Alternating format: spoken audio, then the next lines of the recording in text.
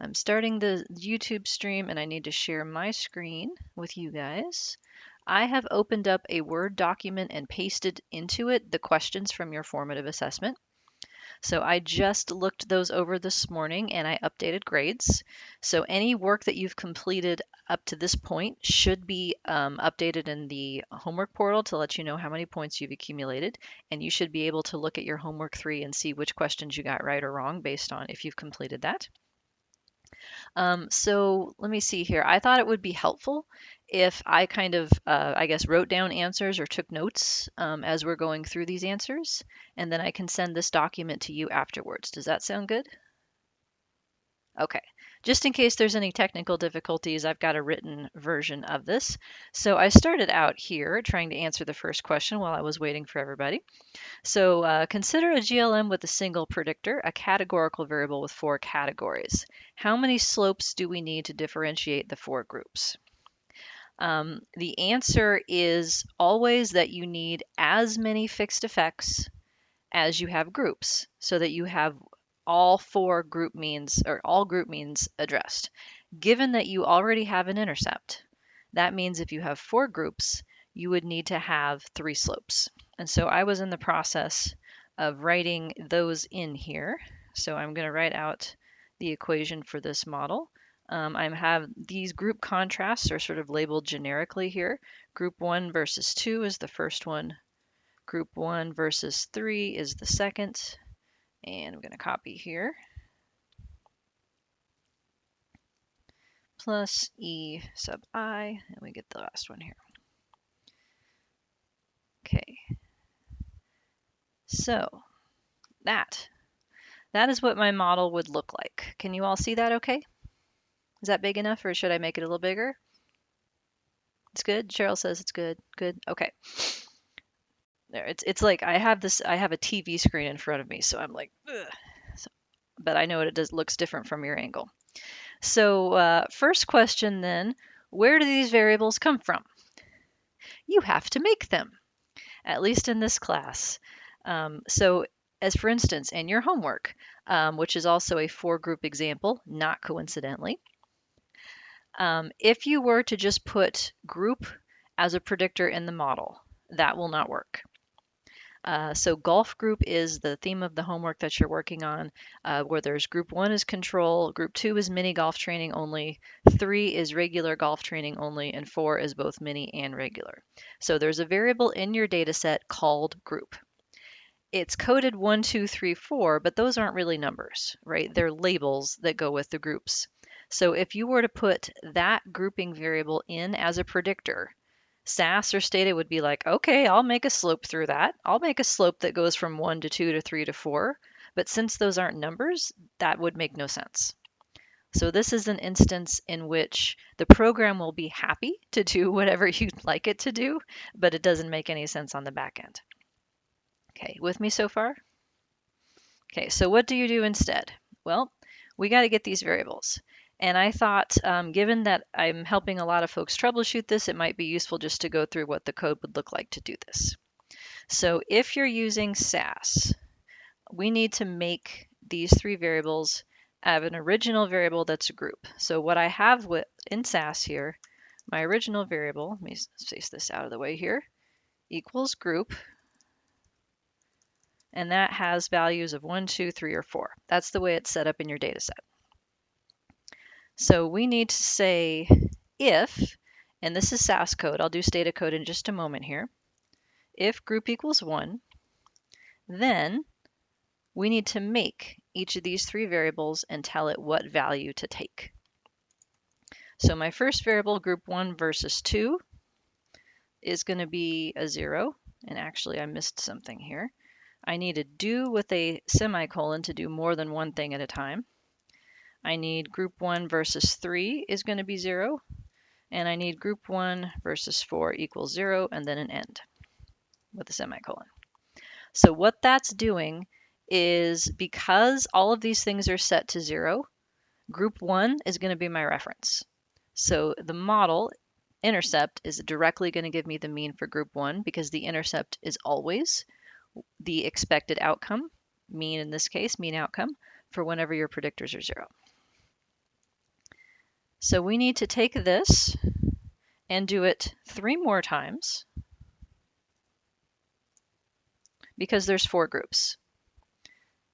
So group is my original variable. I need to cover all of the conditions in terms of what it could be, which is 1, 2, 3, or 4. Now the second time through, I'm going to turn on the group 1 versus 2 contrast because it's active, so to speak, for group 2, and the others stay off. The third time through, for group 3, I'm going to turn on the group 1 versus 3 contrast. And last, for group 4, I'm going to turn on 1 versus 4. So now you should have these variables that go into the model as predictors. Each of them has a value of either 0 or 1. And because of the way that I've assigned the zeros and ones, we're going to have group 1 versus 2. Let me start, let's see, need to scroll down just a little bit here. Actually, before I do that, let me do the Stata version. That way we don't lose this. Okay, so folks who are working in SAS, does this make sense, what I have right here? Okay. Folks who are working in Stata, and if not, make sure you wave at me or open the chat window. I'm looking to make sure I don't miss anything, but since I'm typing at the same time, that's a little tricky. Okay, Stata code. Similar, we still have the same original variable. Let me make this up here.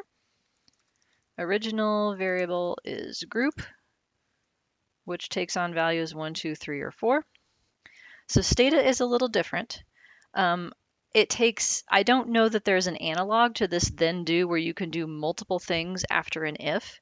And so because of that, I decided to give you an example that's a little bit different. But to make, what I'm going to do is make the new variables first and then set them to 1. So it's gen, stop that word because it has to be lowercase gen in Stata. It is case sensitive and it refuses to let you use uppercase. Gen 1 versus 2 equals 0. And I need to do that 2 more times. Gen 1 versus 3 equals 0. Gen 1 versus 4 equals 0. So what I've done at this point is as if I did this whole thing and I gave it zeros everywhere. So I have to selectively change the values to 1 for each of the alternative non-reference groups. So I would say replace G1, G1 versus 2. The value was 0. I want it to go to 1 if group equal 2. So the second thing here, this is an equivalence. Like if it's 2, then do this. Whereas this right here with a single equals is changing the value in the data set to 1. And I am going to email this. I'll post this on the webpage after the class, by the way, so you don't have to worry about keeping up with me. So I'm going to do the others. If the second one here, group 1 versus 3, needs to turn 1 if I'm talking about group 3. And the last one, group 1 versus 4, needs to turn on if I'm talking about 4. And that's it so far. So I'll pause. Stata folks, any questions on the setup?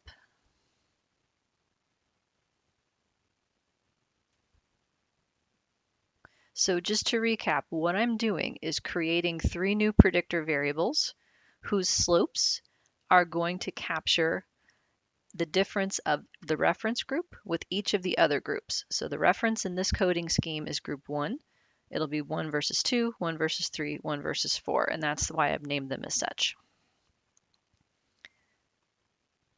Okay.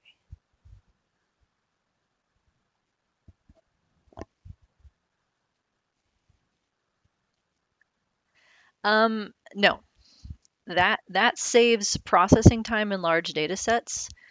Because then it like basically doesn't read. Like if it's already found that a case was group 1, it would stop right there. If you have an if, it reads every single line, but in a data set this small, it doesn't matter. So I probably had else's in my examples because I'm used to coding it that way, but they're not strictly necessary. Sure.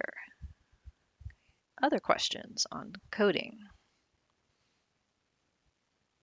And no, I don't expect you to have this memorized like I do. It's just that I've been doing this for 22 years, give or take. So these things have started to stick a little bit. So I've got a head start in that regard. But if you have to do something like this in the future, hopefully if you save your syntax, you'll have an example to work from and you can adapt it to use if you had more than 4 groups, for example, or just 3 groups like we had in example 3.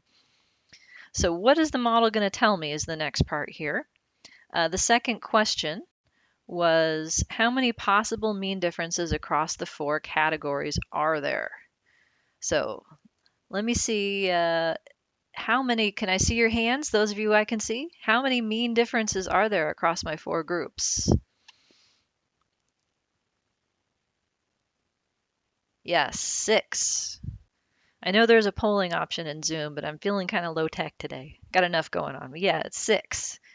And yes, Ajit, thank you very much for reminding me. There is a formula, by the way. It is the formula for once she showed it to me, I was like, oh yes, I remember learning this. If any of you have to homeschool your children, you might have to teach them this. I'm going to ask the Google for a combination of n choose k. You can see I searched for that recently. Probably should have pulled this page up before we started, but that's okay. And here it is, our friend Wikipedia to the rescue. Chat window says, I did too. Yes. Always ask Google for help. Formulas and such are out there, but there is a formula for it, and it uses factorials. It is, let me see if I can remember it off the top of my head. Probably not. I think it's n factorial. Yeah, here it is. This little formula right here. I'm going to send this link to you guys inside the chat window so that you can look at it yourself if you want to as well in the future. It's n factorial over k factorial times n minus k factorial. And if you don't remember what factorial is that number times every number that's lower than it. So in this case, if I had n, which is 4, and I want to choose 2, like how many pairs of 2 do I have? That would be k is 2. So 4 times 3 times 2 is 24. Divided by 2 times 1, that's 2. Multiplied by 2 times 1, that's 4. So it works out to be 6. So there is a formula by which you can figure this out. I've just gotten used to certain combinations just being remembered. If you have 4 groups, there's 6. If you have 5 groups, there's 10, for instance. So there is a formula for that. So let me borrow my equation here.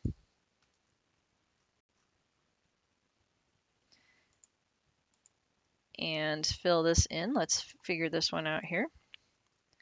Okay, so there's my model. I'm going to move it over to the left for a second here. That'll make it a little easier. So these 3 then, let's list out the 4 differences that are possible. There is group 1 versus 2. And I don't believe, by the way, in your homework I asked for them all, because not all of them are necessarily relevant, but this is how you would get it. So we've got 1 versus 3, 1 versus 4. I'm keeping these in the same order, that way the direction of the coefficients will match the coding scheme that we have. Even though 4 versus 2 is the same thing as 2 versus 4, just backwards in direction. There's our combinations. Okay, now a question. How does my model that only has 3 slopes give me all 6 of these answers? Magic. Okay, so this one, group 1 versus 2.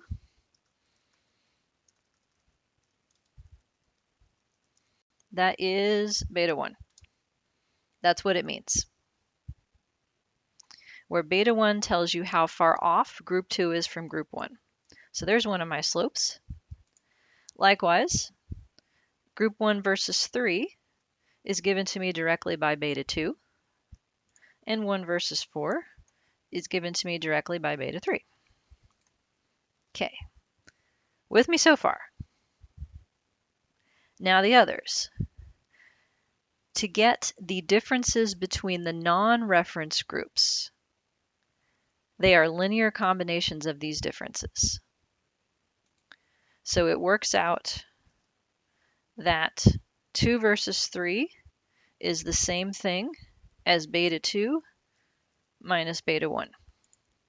And several of you on your quizzes gave me this, so good job for figuring that out. Because if 1 is the common thing in these two, if you subtract out the part that gives you group 1, which is the intercept, then it's just the difference of the slopes. And so likewise, 2 versus 4 is going to be beta 3 minus beta 1, and 3 versus 4 is going to be beta 3 minus beta 2.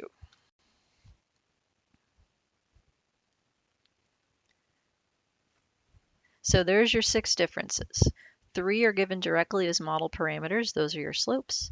The other 3 differences are obtainable as linear combinations. These 3 are not going to show up by default on your output. You have to ask for them special. So these are estimate statements in SAS or lincom statements in Stata. And in example 4, there's code that you can use. It gave you this one in the example directly because it was a 3-group example. And then the other 2 follow the same pattern. So for instance, in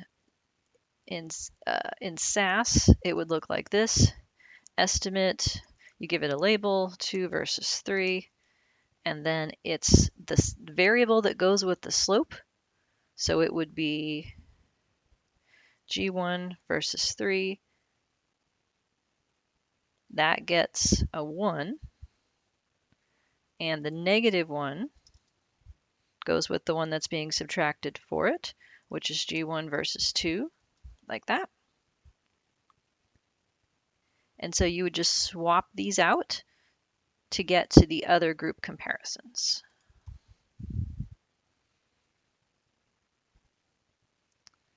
All right. Stata looks exactly the same.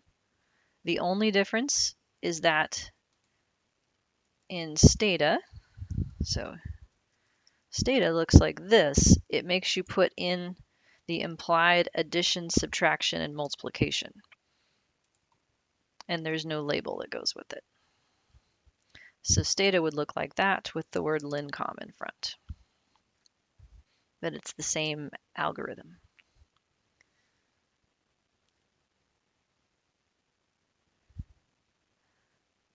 All right.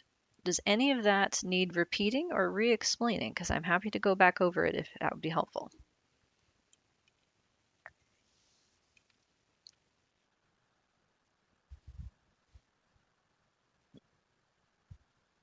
Mm-hmm.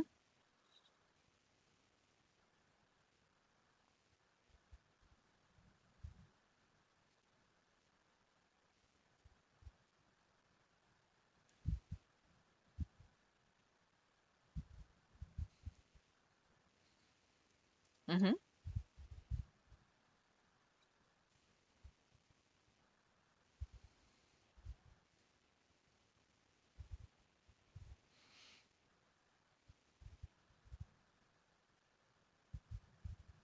Yep. I'll go ahead. There you go. It looks just like that.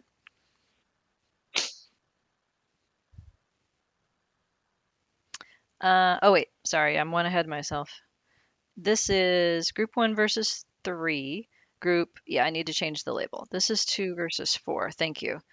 Um, yeah, the label, it doesn't, like, the label is for you, right? But if you write your labels in a way that is confusing or wrong, then that will make it much harder to interpret your output. And since we're doing it anyway, do you want to just go ahead and do the last one? Why not? There we go. So then this one would be 1 versus 3 and 1 versus 4. There. That should give you everything that you need then to get through the first section of homework 4. And so this same pattern then, if you had 5 groups, you'd need 4 contrasts, and there would be 10 possible group differences. And the model gives you all of them, just some of them indirectly as linear combinations. Okay, other questions? All right, let's move on then to the next one. Question 3. What is the relationship between T and F and R square? So this one has to do with whether or not there's one predictor in your model or more than one. And the answer comes straight from this slide right here. This is slide 20 in lecture 4. There it was, slide 20. There it is. So if you have only one slope in your model,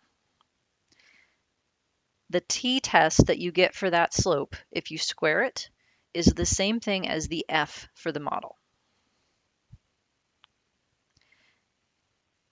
Likewise, the r Pearson correlation effect size for that one slope, if you square it, is the r square for the model. The slope and the model are one and the same. The difference is that when you talk about the significance of the model and the effect size for the model, everything is in squared units because some of the slopes could be positive and some of them could be negative, and we have to not make that cancel out. If you have more than one predictor, then that they're not the same thing. So for instance, in this example that we were just talking about, like for your homework, if I have 4 groups, it takes 3 slopes to differentiate their predicted means. Each of those slopes has a t-value that goes with it, and each of the linear combinations for the other missing group differences has a t-value that goes with it. So there's 6 t's altogether that you would get in your output. 3 of them are linear combinations, and so there's really only 3 unique t's. The f value for the model is lumping those 3 slopes together. It's a joint test of them. And it essentially counts, it's an average contribution of the 3 parameters is what's being evaluated by f. If you were to generate a y hat for each case, which is the predicted outcome from the model, so y hat would be 4 different numbers based on which group you're in, the correlation of that y hat with the real y squared is r square.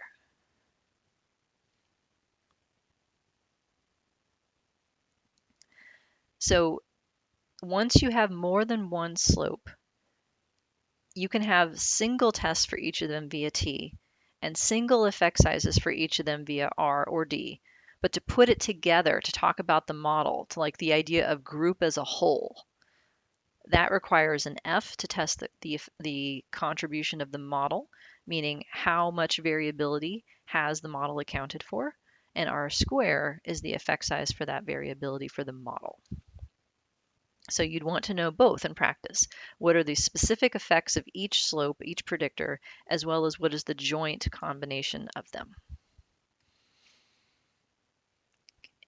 And that actually leads me to the 2 different definitions of r square, which I was looking this up so I wouldn't have to search too far. Slide 12, there at the bottom. You can think of r square as an effect size for the model.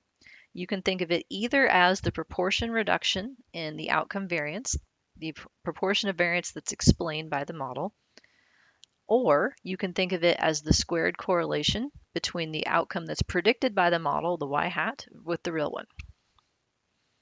You can think of it either way. And you can define the f-test for that r-square in two different ways here as well.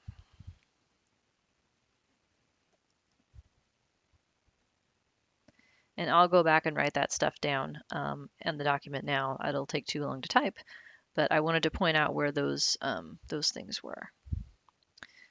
All right. Questions. Things that I can go back over.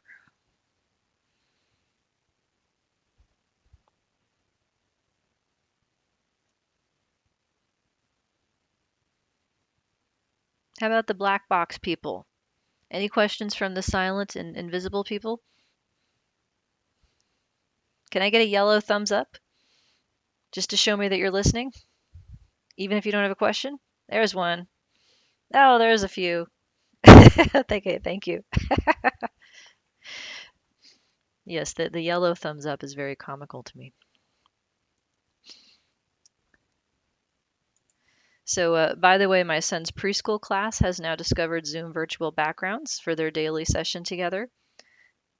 So they've gotten more creative. One of them was in the lair for PJ Masks bad guys the other day. You know, the headquarters for the good guys. Huey was a giant chicken this morning. I'm not sure what prompted that. It was his dad's turn to supervise. So the kids are having fun with the technology too. But anywho, okay. Homework questions? Anything on homework 4 so far that I didn't just talk about or that you want to hear again?